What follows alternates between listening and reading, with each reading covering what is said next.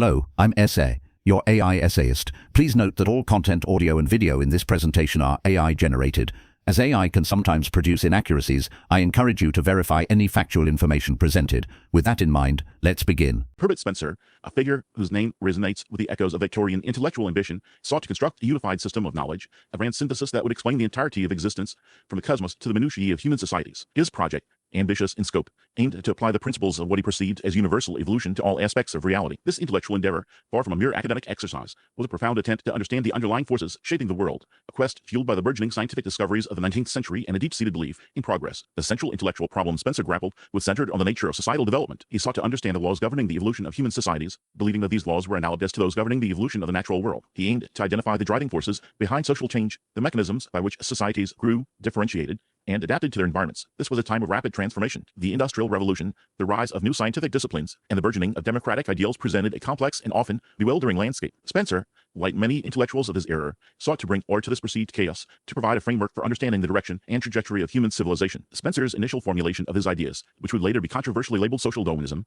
predated the widespread acceptance of Charles Darwin's theories. The publication of Darwin's On the Origin of Species, in 159, while profoundly influential, came after Spencer had already begun to articulate his evolutionary perspective. His core argument, even before the formalization of Darwin's ideas, centered on the concept of societal progress as a consequence of competition and the survival of the fittest. However, it's essential to note that Spencer's understanding of survival of the fittest diverged significantly from Darwin's later, more nuanced biological framework. For Spencer, the fittest were those individuals and societies best adapted to their environments, and this adaptation was achieved through a process of ongoing struggle and competition. A pivotal example of Spencer's early work is his 1851 publication, Social Statics. This work, published prior to the wide dissemination of Darwin's ideas, laid out many of the foundational principles that would later inform his more comprehensive system. In Social Statics, Spencer argued for a society governed by natural laws, a society in which individuals were free to pursue their own interests, and in which governmental interference should be minimized. He believed that the state's role was primarily to protect individual rights and to enforce contracts, while the forces of competition would naturally lead to societal improvement. This emphasis on individual liberty, limited government, and the power of competition formed the bedrock of his social philosophy. The intellectual landscape in which Spencer formulated his ideas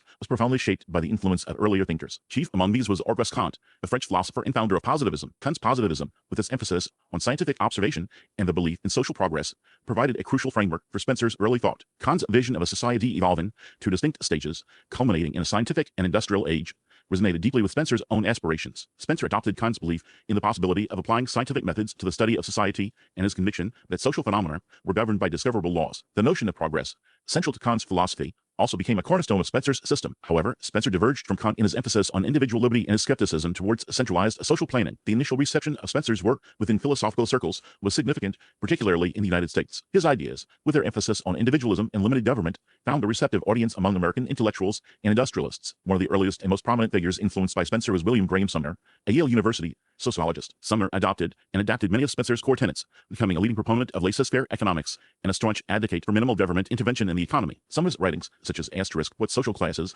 Owe to Each Other popularized Spencer's ideas, albeit often in a simplified and sometimes distorted form. This early influence helped to shape the development of American sociology and contributed to a broader cultural climate that favored individual initiative and free market principles. The impact of Spencer's work extended beyond the purely intellectual sphere, influencing political discourse and shaping public policy debates. His concept of survival of the fittest, though later subject to considerable criticism and reinterpretation, offered a powerful framework for understanding social dynamics and justifying particular social and economic arrangements. The immediate appeal of Spencer's ideas lay in their apparent synthesis of scientific rigor and moral justification, offering a seemingly objective basis for promoting individual liberty and limiting government intervention. The legacy of Herbert Spencer, then, is complex. His influence on the intellectual and social landscape of the late 19th and early 20th centuries was undeniable, and his work continues to be debated and reevaluated to this day. The intellectual currents that shaped Herbert Spencer's thought were profoundly influenced by the burgeoning scientific advancements of the era, especially in the realm of biology. He grappled with the fundamental question: how could the observed diversity and complexity of life arise from simpler forms, and what underlying principles governed this transformation? The pre-Darwinian intellectual landscape offered several potential answers, and Spencer, drawing from these,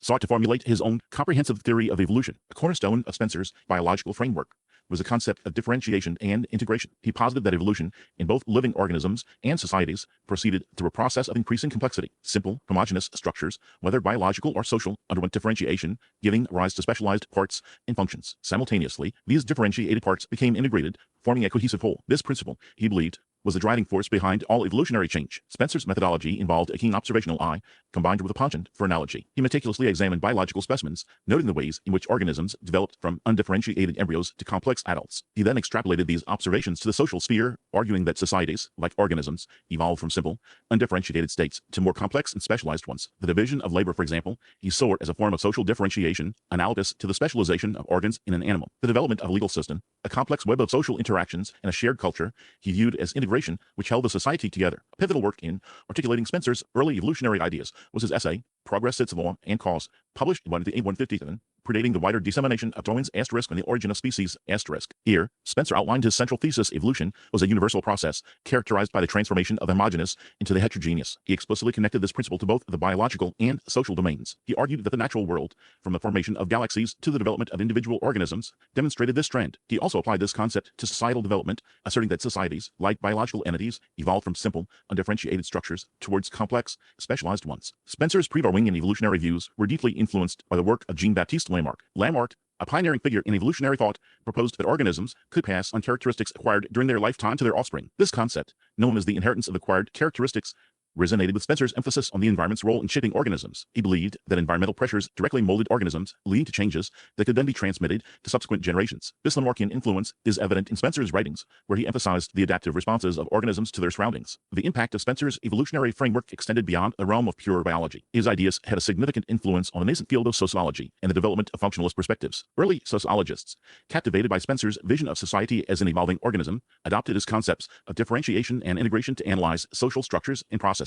They saw society as a complex system with interdependent parts, each contributing to the overall functioning of the whole. This perspective, which emphasized the interconnectedness of social institutions and the importance of social order, became a hallmark of functionalist thought. A direct consequence of Spencer's evolutionary framework was a focus on the individual and the importance of individual adaptation to the environment. He viewed social progress as the outcome of the individuals striving to improve their lives and adapt to their circumstances. This emphasis on individual agency and competition had a profound impact on early sociological thought. Spencer's ideas found fertile ground in the context of Victorian society, a period characterized by rapid industrialization, social change, and the ascendance of free market capitalism. His emphasis on individual initiative, competition, and limited government intervention resonated with the prevailing social and economic trends. He provided a seemingly scientific justification for the existing social order, portraying it as a product of natural selection. This, in turn, contributed to the popularity of his work and the widespread acceptance of his ideas. Spencer's influence on early sociological thought is perhaps most evident in the work of Emile Durkheim. Durkheim, a foundational figure in sociology, built upon Spencer's ideas even as he sought to refine and modify them. Durkheim adopted Spencer's concept of social differentiation, arguing that societies evolved from simple, homogeneous forms to complex, specialized ones. However, Durkheim emphasized the importance of social solidarity, which he saw as the glue that held societies together. He distinguished between two types of solidarity: mechanical solidarity, characteristic of simpler societies,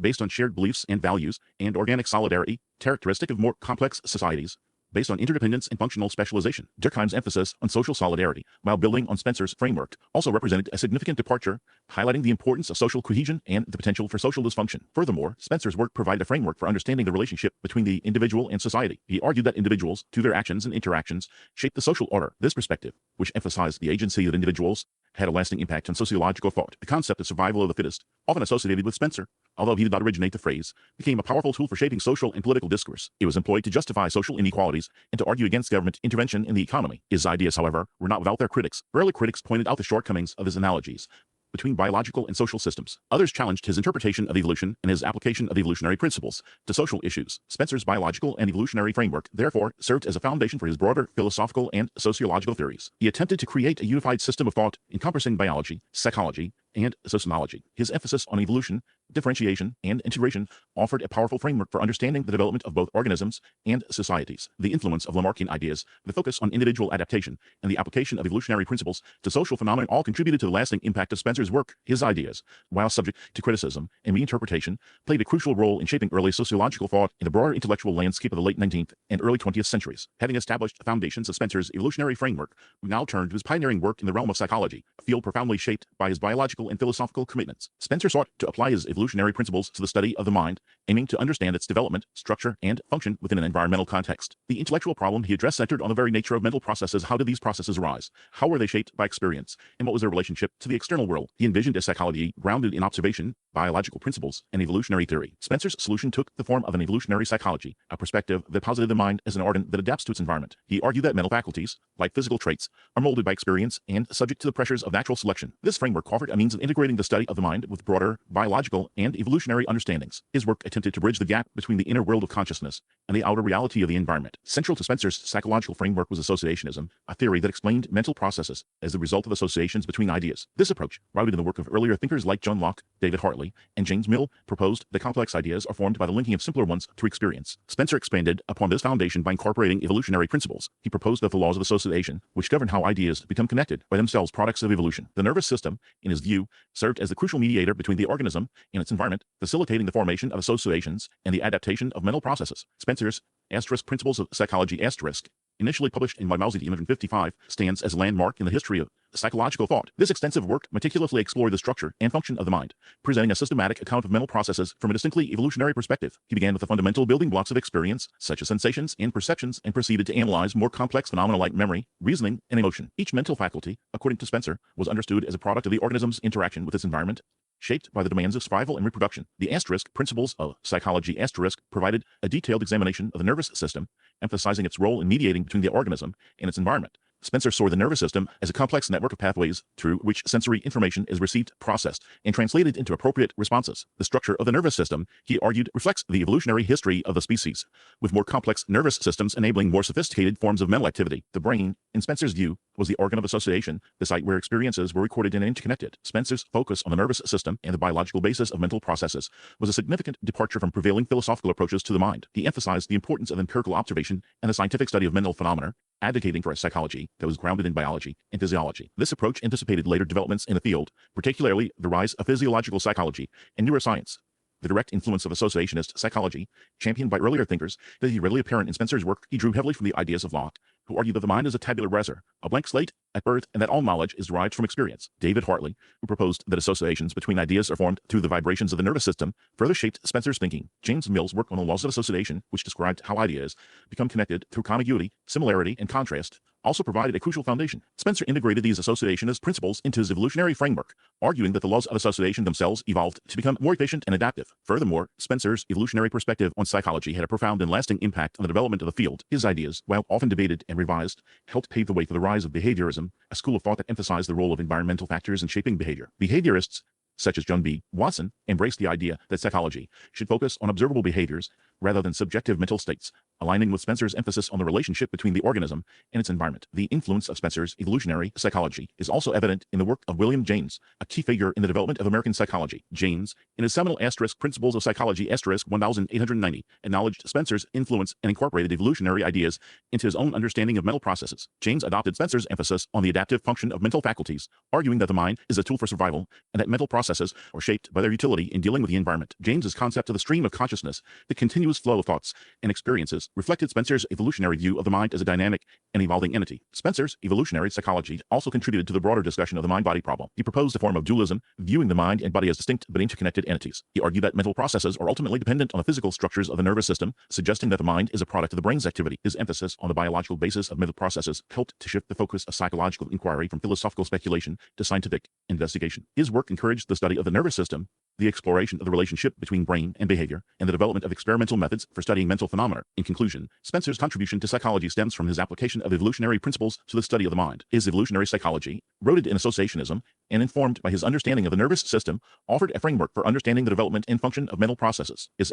Principles of Psychology provided a comprehensive account of mental phenomena, emphasizing the adaptive role of the mind in relation to the environment. His work significantly influenced the development of psychology, laying the groundwork for behaviorism and shaping the work of figures like William James. Spencer's legacy in psychology lies in his pioneering efforts to integrate the study of the mind with a broader biological and evolutionary framework, contributing to the emergence of psychology as a scientific discipline. Having explored Spencer's contributions to psychology, moving beyond his examination of the mind's evolutionary origins and the development of experimental methods, we arrive at a crucial aspect in his intellectual project, his ethical and political philosophy. This area represents a significant application of his evolutionary framework, seeking to ground moral and political principles in the laws of nature as he understood them. The central intellectual problem Spencer addressed was the formulation of a system of ethics and political principles anchored in evolutionary principles and individual liberty. His aim was to establish a scientific basis for morality and social organization, rejecting both religious dogma and utilitarianism as the inadequate foundations. Spencer's solution to this problem was a comprehensive system of ethics rooted in evolutionary theory, advocating for individual freedom, minimal state intervention, and the protection of private property. He believed that the same evolutionary forces that shape the biological world also govern the social world. Social progress, he argued, depended on allowing individuals to pursue their own interests freely, leading to the adaptation and refinement of society. This perspective stood in stark contrast to the prevailing social and political trends of his time, which often favored state intervention and collectivist ideologies. A key technique Spencer employed was the concept of natural rights. He posited that individuals possess inherent rights derived from their nature as evolving beings. These rights, primarily the right to life,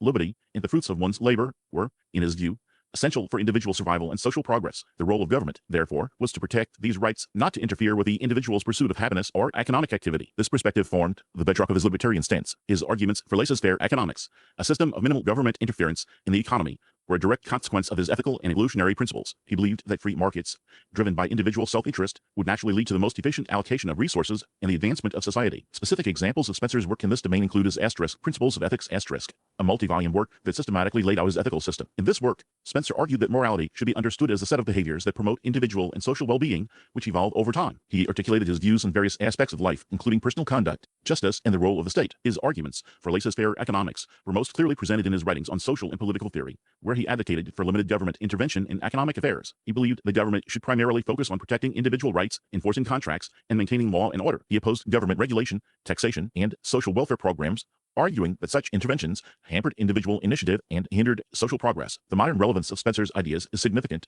particularly in the realm of libertarian thought. His emphasis on individual liberty, limited government, and free markets continues to resonate with contemporary libertarians and classical liberals. His arguments against state intervention in the economy and his defense of individual rights are often cited in debates about the role of government and the balance between individual freedom and social responsibility. His work continues to be studied and debated in academic circles and by policymakers. The ongoing discussions about government regulation, taxation, and social welfare programs frequently reference the principles he articulated. Spencer's political philosophy drew directly from the intellectual currents of his time. One significant influence was the work of Adam Smith, particularly his ideas on free markets and the invisible hand. Smith's emphasis on individual self-interest as a driving force in economic activity and his advocacy for limited government provided a foundation for Spencer's economic views. Smith's Wealth of Nations, with its detailed analysis of the benefits of free trade and the division of labor, profoundly shaped Spencer's understanding of economic processes. Smith's ideas about the importance of individual freedom and the limitations of government intervention were directly embraced and extended by Spencer. Another key influence was John Stuart Mill's liberalism, particularly his emphasis on individual liberty and the harm principle. Mill's on liberty with its passionate defense of individual rights and its argument that the only justification for government interference is to prevent harm to others, deeply influenced Spencer's thinking. Mill's emphasis on individual autonomy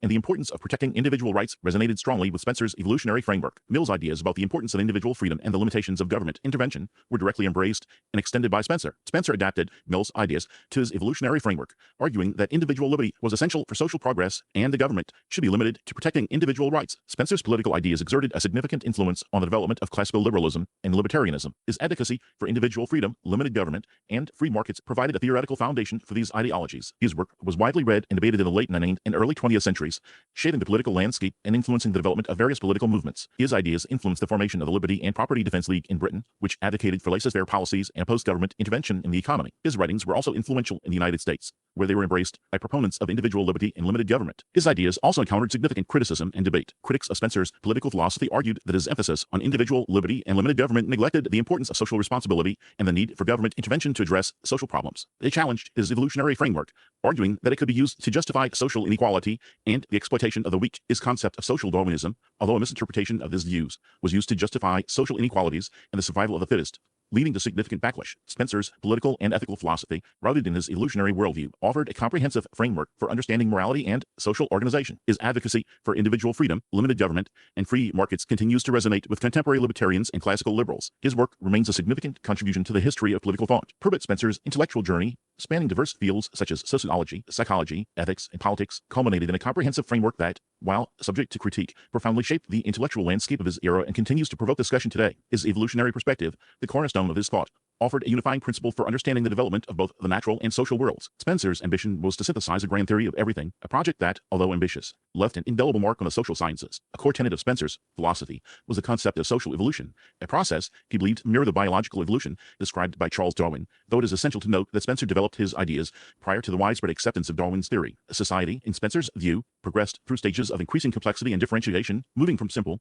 homogeneous structures to more complex, heterogeneous ones. This perspective informed his analysis of various social institutions, from the family and religion to the state and economy. He meticulously traced the evolution of these institutions, identifying the forces driving their development and the forms they took at different stages of societal progress. His work, Principles of Sociology, a multi-volume undertaking, exemplified this approach, providing a detailed examination of social phenomena through the lens of evolutionary theory. Spencer's contributions to psychology are also noteworthy. He explored the relationship between mind and body, arguing that the mind, like the body, evolved in response to environmental pressures. He posited that mental processes are fundamentally adaptive, serving to help organisms survive and thrive. His emphasis on the role of experience and environmental factors in shaping the mind anticipated later developments in behaviorism and cognitive psychology. His book, The Principles of Psychology, offered a systematic account of mental phenomena, including sensation, perception, memory, and emotion, from an evolutionary perspective. In the realm of ethics, Spencer developed a system of morality grounded in his evolutionary framework. He believed that ethical principles could be derived from the laws of nature, arguing for a utilitarian ethic that prioritized actions that promote individual and societal well-being. He advocated for a form of ethical egoism where individuals are encouraged to pursue their self-interests,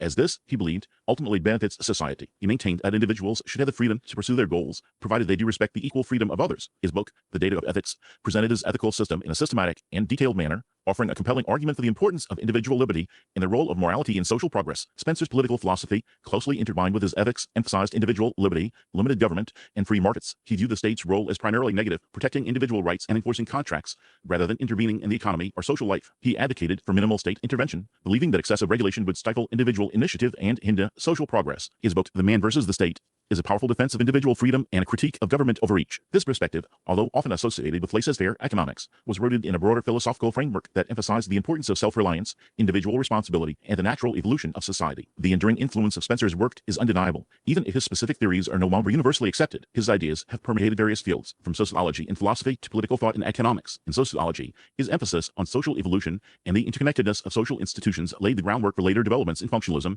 and structuralism. His work provided a framework for understanding social change and the processes that shape social structures. Emile Durkheim, a key figure in the development of sociology, acknowledged Spencer's influence, though he also critiqued his individualistic approach. Durkheim's work, while differing in its emphasis on social solidarity and collective consciousness, was in part a response to Spencer's theories. In philosophy, Spencer's ideas contributed to the rise of evolutionary ethics and social Darwinism, though it is crucial to distinguish between Spencer's own views and the interpretations and misapplications of his work. His emphasis on individual freedom and limited government has resonated with libertarian and classical liberal thinkers. His ideas continue to be debated in contemporary political discourse, particularly in discussions about the role of government, individual rights, and social responsibility. The concept of social Darwinism, often incorrectly attributed to Spencer, represents a significant area of both influence and misinterpretation. While Spencer did not coin the term, his writings were interpreted by some as advocating for a survival of the fittest philosophy that justified social inequality and the exploitation of the less fortunate. This interpretation, though a distortion of his complex ideas, had a profound impact on social thought and public policy, shaping debates about poverty, inequality, and social reform. This misinterpretation of Spencer's work demonstrates the potential for ideas to be misused and distorted,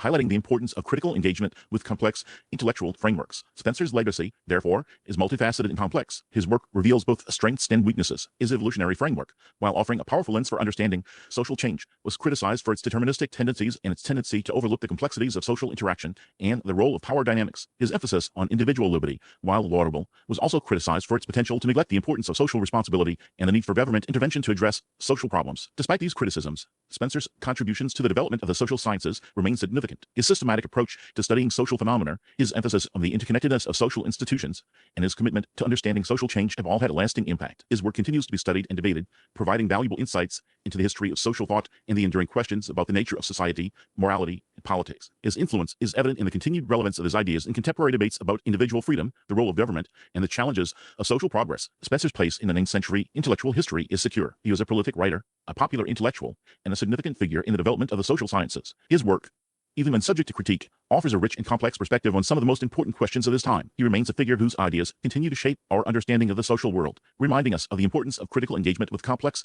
intellectual frameworks and the enduring challenges of social progress. The debates surrounding his work continue to inform contemporary discussions about the nature of society, the role of government, and the pursuit of a just and equitable world. We really appreciate you tuning into this AI-powered presentation.